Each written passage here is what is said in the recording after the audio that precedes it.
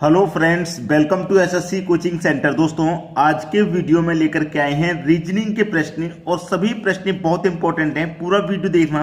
मैं इस पहले प्रश्न की बात करूं तो मैं आपसे कहूंगा कि अगर आपकी रीजनिंग में प्रैक्टिस अच्छी है तो आप इस प्रश्न को एक बार खुद से करके देख लें, बहुत अच्छा रहेगा। एसएससी 2015 में आया था सीपीयू के एग्जाम में। ठीक है, तो चलिए स्टार्ट करते हैं। पहला प्रश्न कहां से स्टार्ट है और कहां पे खत्म होना है।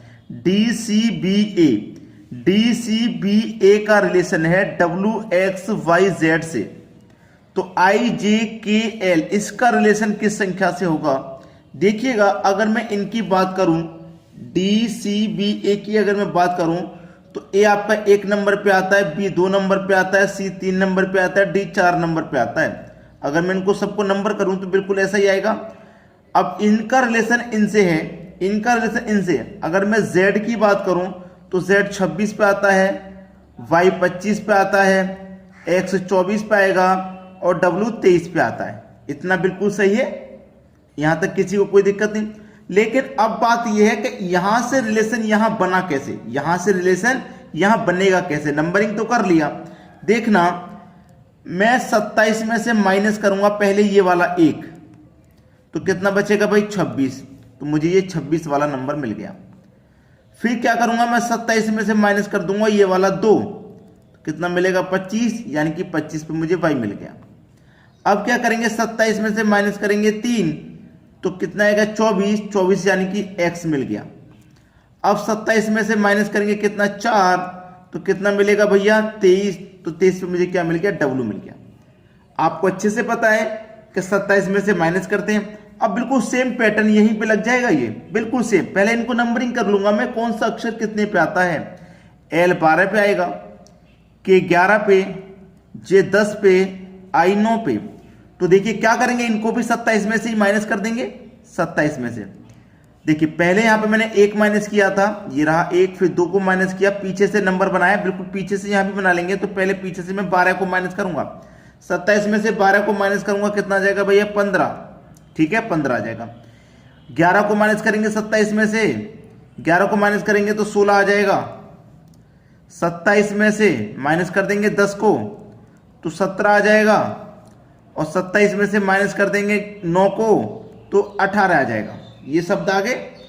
अब देखना ये शब्द कहाँ का है, सबसे पीछे का, यानी कि ये 15 हो गया, ये 16, ये 17 और ये 18। बिल्कुल ऐसे तो होगा, हम पीछे से माइनस करते आ रहे हैं। 15 बचा, फिर 11 को माइनस किया, 16 बचा, पीछे से ऐसे। अब देखना यहां तक होने के बाद, अब देखिए 15 पे कौन सा अल्फाबेट आपका आता है, आप आराम से बना लो। 15 पे कौन सा आता है, O आता है। 16 पे कौन सा आता है, P आता है। P के बाद क्या आता है, Q आता है, और Q के बाद क्या आता है, R। यानी कि RQPO किस ऑप्शन में है, RQPO आपके थर्ड ऑप्शन में है। ये बिल्कुल सही जवाब हो जाएगा। इस क्वेश्चन को समझना और सीखना बहुत जरूरी था। चलिए अब देखेंगे अगला सवाल। अगला सवाल है 9 का रिलेशन 24 से है, तो क्वेश्चन मार्क का रिलेशन यहां पे किस संख्या से है, 6 से। तो क्वेश्चन मार्क वाली जगह पे कौन सा शब्द आपका आ जाएगा, ये आपको देखना है। ठीक है, अब देखिए मैं यहां पे देखूंगा कि 9 से मेरा 24 कैसे बनेगा। 9 से 24 ये देखना है मुझे। अगर मैं 9 का मल्टीप्लाई 3 से कर दूं और 3 को ही माइनस कर दूं, समझे आप, 9 का मल्टीप्लाई 3 से किया, 3 को ही माइनस, तो कितना मिल जाएगा, 9 त्रिक का 27, 27 में से माइनस हो जाएगा 3, तो ये हो जाएगा 24। बिल्कुल वैसे ही इस संख्या का मल्टीप्लाई मैं क्या करूं, यानी कि क्वेश्चन मार्क का मल्टीप्लाई मैं क्या करूं, 3 से कर दूं और माइनस भी 3 को ही कर दूं। समझना क्वेश्चन को, आंसर मिलेगा कि नहीं। क्वेश्चन देखिए यहां भी मल्टीप्लाई 3 किया, माइनस 3 किया, तो यहां भी मल्टीप्लाई 3 करूंगा, माइनस 3 करूंगा।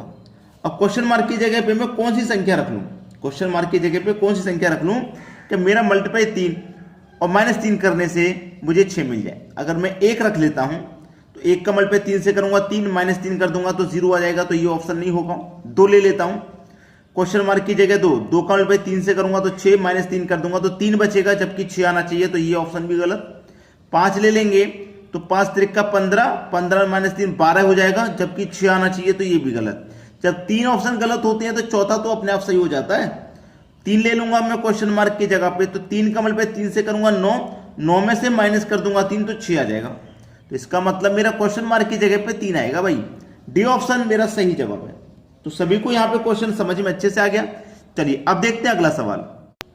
अगला प्रश्न है, यदि 256 का अर्थ लाल रंग चाक है, 589 का अर्थ हरे रंग फूल तथा 245 का अर्थ सफेद रंग चाक हो, तो बताओ सफेद को किस अंक से संकेतबद्ध किया गया है। 2018 में पूछा गया, 2008 में। अच्छा क्वेश्चन होते हैं इस तरीके का क्वेश्चन आ जाए, जैसे 2, 5 और 6 का अर्थ हमें दिया गया है साफ साफ लाल रंग और चाक, ठीक है। ये हमारे अलग अलग तीनों, यानी कि 2 का कोई लाल से होगा या रंग से या चाक से, ऐसे 5 का किसी एक से होगा, 6 का भी किसी तीनों में से एक से होगा। आगे बनाते हैं 5, 8 और 9 का है किससे, हरे रंग फूल, हरे रंग फूल। अब एक चीज यहां पर आप आसानी से देख लेंगे, यहां पे इन तीनों में भी रंग है, यहां पे भी इन तीनों में भी रंग है, रंग दोनों में कॉमन है, तो यहां पे कॉमन कौन सा है अक्षर, 5 यहां इसमें भी है, 5 इसमें भी। इसका मतलब 5 का जो है रंग से हो जाएगा, 5 का कनेक्शन रंग से, यानी कि 5 का जो अर्थ है वो रंग है, ठीक है। अब देखिए आगे क्या कह रहा है कि 245 यानी कि 245 का जो अर्थ है वह है सफेद रंग चाक से। अब देखना भाई रंग का कौन सा है, 5 है, ये तो आपको मालूम है, रंग का कौन सा है, 5 है, रंग का कनेक्शन 5 से है। अब देखो चाक यहां पे भी है, चाक यहां पे भी है, तो कौन सा ऊपर वाले में नीचे वाले में क्या कॉमन है, 2 और 6 है, 5 का तो रंग हो गया, यानी कि 2 और 6 है यहां पे, 2 और 5 का रंग हो गया, इसका मतलब 2 इसमें भी है, 2 इसमें भी है, तो 2 का जो अर्थ हो जाएगा वो चाक से हो जाएगा, 2 का जो अर्थ हो जाएगा चाक से। पूछा किसके लिए है, सफेद को किस अंक से संकेतबद्ध करेंगे, सफेद को, 5 का तो हो गया रंग, ठीक है, और 2 का हो गया चाक, बचा सफेद, तो सफेद को किससे करेंगे भैया, 4 से करेंगे। पहला ऑप्शन बिल्कुल सही जवाब हो जाएगा, चाक से। चलिए अब देखते हैं अगला सवाल। अगला प्रश्न, 5 मित्र P, Q, R, S और T एक पंक्ति में उत्तर दिशा की ओर मुख करके बैठे हैं, उत्तर दिशा की ओर मुख करके बैठे हैं। S बैठा है T और Q के पीछे, जो S बैठा है, जो S बैठा है वो T और Q के बीच में है, जो S है वो T और Q दोनों के बीच में बैठा है S, ठीक है। जो S है वो T और Q के बीच में, Q बैठा है R के निकट, ये जो Q है ये बैठा है R के निकट, तो R के निकट हो गया Q, ठीक है, R के निकट बाईं ओर, एक बात भी ध्यान रखना, R के निकट बाईं ओर बैठा है, तो ये बायां हो गया कि नहीं हो गया, R का ये बायां हो गया लेफ्ट, और राइट होता है ये वाला, तो लेफ्ट यानी कि बाईं ओर बैठा है। तथा P बैठा है T के निकट, P बैठा है T के निकट बाईं ओर, T के निकट बैठा है P, और किधर बैठा है, बाईं ओर बैठा है, तो T के बाईं ओर होता है कि नहीं होता P, ये देखिए बायां निशान तो ये बायां एरो होती है। तो बीच में कौन बैठा है भाई, बीच में तो हमें पहले ये S बैठा है, ये 2 इधर छोड़ो 2 इधर, बीच में तो S हुआ ना, S पहले ही ऑप्शन में है, ये आपका सही जवाब हो जाएगा। चलिए अब देखेंगे हम अगला प्रश्न। अगला प्रश्न है, एक जन्मदिन पार्टी में 5 मित्र एक पंक्ति में बैठे हैं, M बाईं ओर है ओके। अच्छा सवाल है, जो M है वो बाईं ओर है ओके, तो मैंने ओके बाईं ओर M कर दिया, ठीक है, M बाईं ओर है ओके, और दाईं ओर है P के, ये जो M है ओके तो बाईं ओर है, और P के दाईं ओर है, तो दाईं तरफ हो जाएगा P के।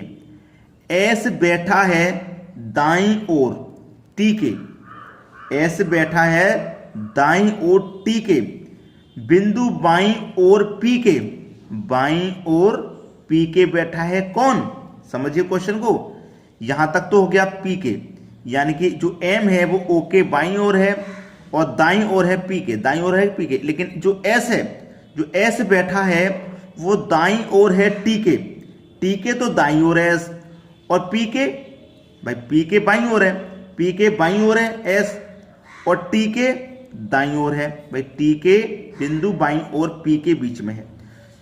एस बैठा है दाईं ओर टी के, एस बैठा है दाईं ओर टी के, ठीक है, और बिंदु बाईं ओर पी के बाईं ओर है। तो आपसे पूछा है कि बीच में कौन बैठा है, बीच में कौन है भाई, बीच में आपके पी बैठा है। यही हो गया ना आंसर, पांचों में बीच में पी है, यानी कि सी ऑप्शन सही जवाब। चलिए अब देखते हैं अगला सवाल। अगला प्रश्न है, ए बी सी ने मिलकर एक व्यापार आरंभ किया।